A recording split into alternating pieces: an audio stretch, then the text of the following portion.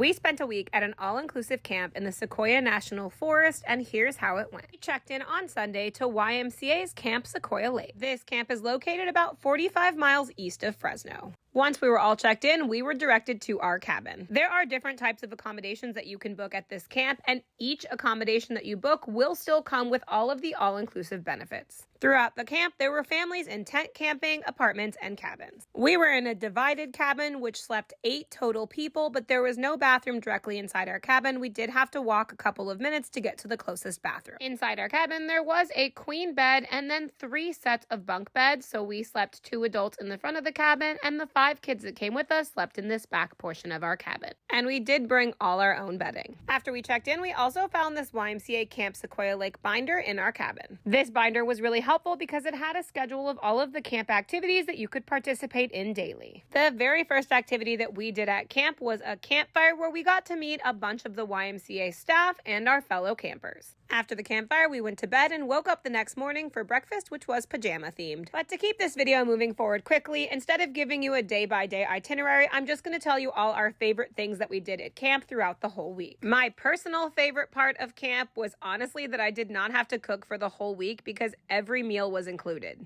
We had breakfast each day at 8 a.m., lunch at 12, and dinner at 5:30. When the food was ready, all the kids in camp would actually help ring a camp bell to tell everyone to come to the dining hall and eat. We did bring our own tote of snacks, and there was a fridge where we could keep some separate drinks if we didn't want water, coffee, tea, or lemonade, but other than that, all of our meals were included in this camp. And the meals were different every day, but there was always cereal or fruit available for breakfast, and there was always a salad bar for lunch or dinner, plus whatever the main food was that was being served. And when it wasn't time to be in the dining hall eating, there was so much to do in this camp. Every day looked a little bit different, but you could always do arts and crafts or visit the lake between breakfast and dinner. Each morning between 9:30 and 11:45 was also kids camp and tween time, where you could actually drop your kids off with YMCA camp counselors who would do lots of fun activities with them. We did this each morning where the kids hung out with the other children from camp and the camp counselors, and then in the afternoon we did all sorts of different family activities.